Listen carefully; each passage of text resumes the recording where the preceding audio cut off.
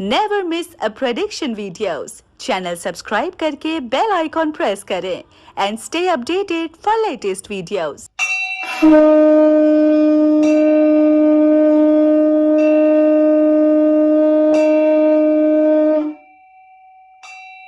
लाल देह लालील से अरुधर लाल लंगूर, वज्र देह दानव दलन, जय जय जय कपिसूर। रामदूत अतुलित बल धामा, अंजनी पुत्र पवन सुत नामा। मित्रों, आज हम बात कर रहे हैं पवन पुत्र श्री हनुमान जी की। 27 तारीख यानी अप्रैल की 27 तारीख को हनुमान जयंती है और चैत्र शुक्ल पक्ष की पूर्णिमा के दिन हनुमान जी का जन्म हुआ। हनुमान जी के जन्म से बहुत सी कथाएं, बहुत सी बातें ऐसी जुड़ी हुई हैं जिनसे मैं आज आपको अवगत कराऊंगा। बहुत से लोगों को इस बात का ज्ञान शायद नहीं होगा कि हनुमान जी को सिंदूर क्यों चढ़ाते हैं, हनुमान जी को पवन पुत्र क्यों कहते हैं। सबसे पहले जान लेते हैं कि चैत्र शुक्ल पक्ष 27 तारीख को मंगलवार के दिन हनुमान जयंती पड़ती है। हनुमान जी का जन्म दोपहर को यानी 11:04, ऐसा समझ लीजिए अप्रोक्सीमेटली 11:04 से लेकर 2:13 के अंदर होता है। और अंजनी यानी उनकी माता का नाम है अंजना और उनके पिता का जो नाम है वो है केसरी। सुमेरु पर्वत के राजा केसरी और माता अंजनी। अंजनी माता को एक अभिशाप था कि उनके घर में पुत्र प्राप्ति नहीं होगी, मगर रुद्र यानी भगवान शिव का आशीर्वाद चाहिए था, इसलिए उन्होंने भगवान शिव की घोर तपस्या 12 वर्ष जल के ऊपर रहकर की।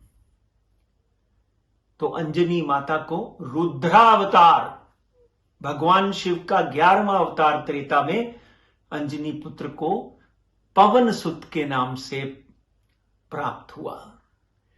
यानी भगवान श्री हनुमान जी का जन्म अंजनी माता के पेट से और सुमेरु पर्वत के राजा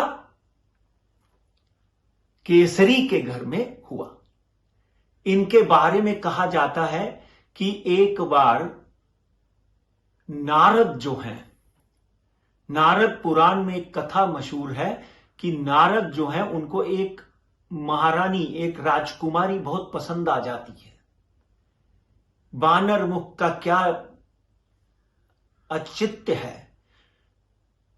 नारद जी को एक महारानी पसंद आ जाती है, मगर नारद को ब्रह्मचर्य का पालन करने के लिए, जीवन भर अविवाहित रहने के लिए वरदान मिला हुआ था, मगर आसक्ति के हेतु उनको एक कन्या, एक महारानी पसंद आती है। तो वो भगवान विष्णु के पास जाकर कहते हैं कि मुझे वो आप विष्णु मुख जैसा लगा दीजिए ताकि मैं सुंदर दिखूं और वो राजकुमारी जो है मुझसे विवाह करे और मैं अपने जीवन में विवाहित हो जाऊं। मगर भगवान विष्णु को पता था कि नारद शादी नहीं कर सकते, तो उन्होंने नारद जी को बानर मुख लगा दिया। अनजाने में जब नारद जी उस राजकुमारी के पास जाते हैं और उनके सामने प्रकट होते हैं, तो राजकुमारी जोर जोर से अट्टहास करने लग जाती है, उनकी मजाक करने लग जाती है और सब जितनी भी उनकी मित्र होती हैं वो सब हंसने लग जाती हैं। तो ये उपहास देखकर नारद जी बड़े चिंतित होते हैं, बड़े दुखी होते हैं और भगवान विष्णु को अभिशाप देते हैं कि जैसे आपने मेरा उपहास किया है, मुझे बानर मुख दिया है, मगर त्रेता युग में आप जब राम के अवतार में आओगे तो यही बानर आपके जीवन में आपका सबसे बड़ा साथी होगा, आप सीता माता को बचाने के लिए, रावण के ऊपर विजय पाने के लिए बानर मुख हनुमान जी ने जो भूमिका निभाई है वो आप सबको मालूम है। और इनके जन्म के साथ एक बड़ी सुंदर और कथा है कि जब महाराजा दशरथ संतान गोपाल पूजा कर रहे थे, पुत्र कामाष्टि यज्ञ कर रहे थे, तो उस वक्त विश्वामित्र जी ने यज्ञ की पूर्ण आहुति के बाद एक खीर का लोटा जो है महारानी को दिया और वो तीनों महारानियों को ग्रहण करने के लिए वो लोटा खीर जो है वो दी गई। तो उसी वक्त कहते हैं कि पवन से, यानी एक पतंग जो है वहां से कुछ खीर जो है वो पतंग के साथ लग जाती है और खीर और पतंग जो है वो जंगल में जाकर गिर जाता है, और जो खीर पतंग को लगी होती है वो अंजनी माता जो है उनकी गोद में जाकर गिर जाती है और अंजनी माता जो है उनको ग्रहण कर लेती है। इधर राम लक्ष्मण और भरत का जन्म होता है और उधर हनुमान जी का जन्म होता है। वो खीर मात्र से ही भगवान हनुमान जी का जन्म होता है, क्योंकि वो पवन से आती है इसलिए उनका नाम पवन पुत्र हनुमान भी बताया गया है। 27 तारीख को चंद्रमा तुला राशि में होंगे। आप सबसे अनुरोध है कि इस पर्टिकुलर दिन सिद्धि योग है, पुष्कर योग है, लाभ योग है, इसलिए चैत्र शुक्ल पक्ष की सुबह 5:41 से लेकर 28 तारीख को एकम तक सुबह 5:41 तक अमृत सिद्धि योग में आप हनुमान जी की पूजा तन मन से कर सकते हैं। तो क्या करें, एक पाटला ले लें, पाटले के ऊपर एक लाल कपड़ा बिछा लें, लाल कपड़ा बिछाकर हनुमान जी की तस्वीर या हनुमान जी की मूर्ति जो है उसके ऊपर रखें और कुछ अक्षता यानी चावल हनुमान जी को अर्पित करें, लाल लंगोट अर्पित करें, सिंदूर, क्योंकि हनुमान जी को सिंदूर बहुत प्रिय है, हनुमान जी को सिंदूर अर्पित करें और फिर आप पूरे परिवार के साथ में बैठकर साथ में सीता और राम की तस्वीर रखना बहुत अनिवार्य है, क्योंकि राम दूत अतुलित बलधामा, राम रसायन तुमरे पासा, सदा रहो रघुपति के दासा। तो हनुमान जी को राम और सीता ही सबसे प्रिय है। और सिंदूर हनुमान जी को क्यों प्रिय है ये जान लेना बहुत जरूरी है। कहते हैं कि एक दिन सीता माता अपने कक्ष में सिंदूर लगा रही थी और हनुमान जी उनके कक्ष में आकर मां से पूछते हैं कि माते ये सिंदूर तुम क्यों लगाती हो। तो मां कहती है कि बेटा हनुमान, ये तेरे प्रभु को बहुत प्रिय है। तो हनुमान जी जाकर पूरा शरीर सिंदूर से मल लेते हैं।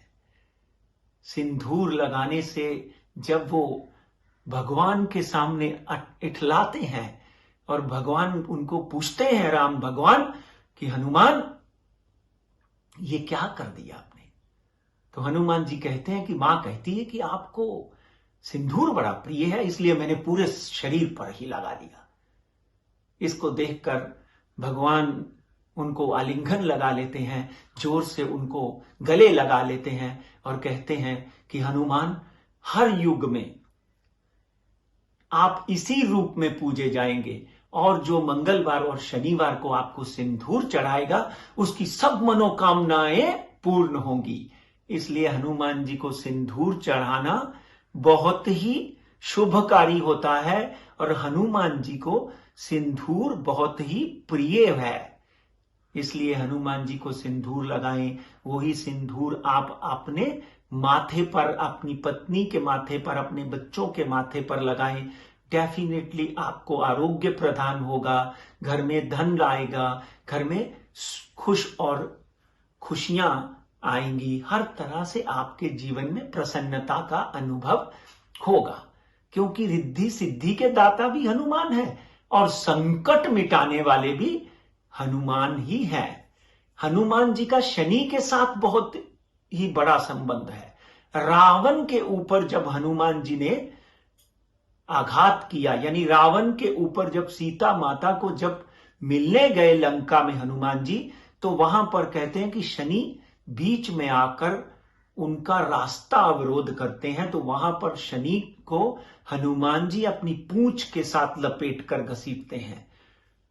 मगर सेवक और भगवान हनुमान है, इसलिए हनुमान जी के सामने शनि जो है हाथ जोड़कर खड़े हो जाते हैं, क्षमा मांगते हैं। और उसी दिन कहते हैं कि जो व्यक्ति शनिवार वाले दिन हनुमान जी को आपको याद करेगा, सिंदूर चढ़ाएगा, मैं उसके ऊपर प्रसन्न हूंगा, उसकी सारी मनोकामनाएं पूर्ण करूंगा। मगर अब सवाल उठता है कोरोना का। संकट कटे हरे सब पीड़ा, जपत निरंतर हनुमत वीरा।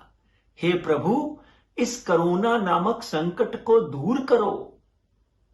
आप ही कर सकते हैं। आपने भगवान राम, लक्ष्मण, सीता मैया, इनके कष्टों को दूर किया, तो कोरोना आपके सामने क्या है। इसलिए आप इस संकट को पूरे विश्व से दूर करें, यही मेरी आपके समक्ष प्रार्थना है, भावपूर्ण प्रार्थना है। इसको आप दूर करें। और मित्रों, आपसे अनुरोध है कि हनुमान जयंती भावना से मनाएं।